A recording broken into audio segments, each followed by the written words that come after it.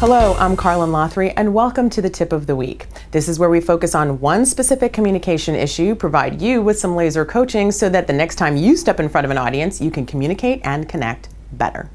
This week we're focusing on testimony. We have a client who's stepping in front of a state legislative body in a couple of weeks, and we wanted to make sure that they were really solid, and in case you find yourself in that situation as well, you know exactly what to expect and how to maximize your impact. First, you need to understand the single largest mistake that most people make when they're going to go testify.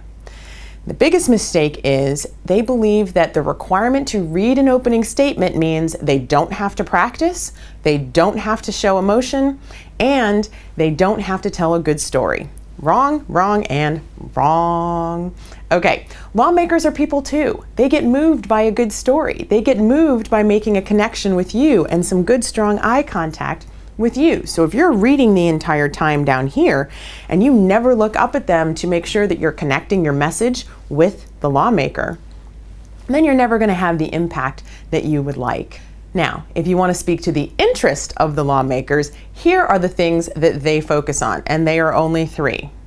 They are campaign dollars, looking good to their constituency, so yes, they can get reelected, in essence, have more votes.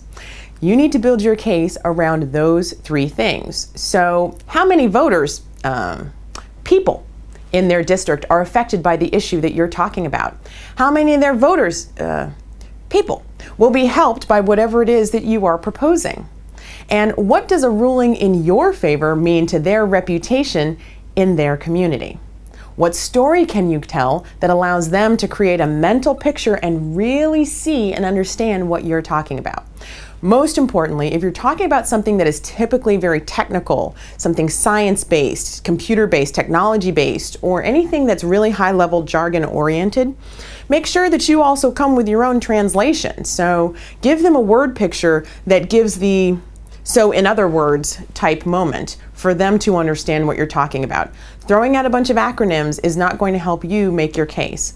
Lawmakers typically have a staffer who reads all of the reports in advance of the hearing and gives them a one-page summary of what you're going to talk about. So they're not going to have the depth of knowledge or level of expertise that you have. Really make sure that you not dumb it down, but simplify it so that a lay audience is going to understand what you're talking about.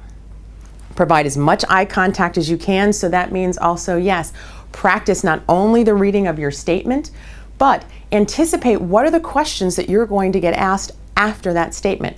Practice your answers to those questions, and you'll find that you are much more comfortable. And finally, I would also say, do your homework on the lawmakers. Whatever issue that you're talking about, is there someone who's going to be sitting in front of you who has a personal connection to that? And if so, make sure that you give that person some really good eye contact at some key points during your speech or your presentation, or even answering some questions. If you heard something that's helpful to you, I hope you'll hit the subscribe button. And check us out on all of our social media. We are on Facebook and LinkedIn. You can, of course, follow me on Twitter, Prepare to Speak. And check out our Communication Corner store, which is found at lotherytraining.com. And if you'd like for us to come deliver a workshop at a staff retreat or someplace in your company or organization, feel free to check us out at lothery.com. Thanks for joining us for the Tip of the Week, and I hope all your communications are good ones.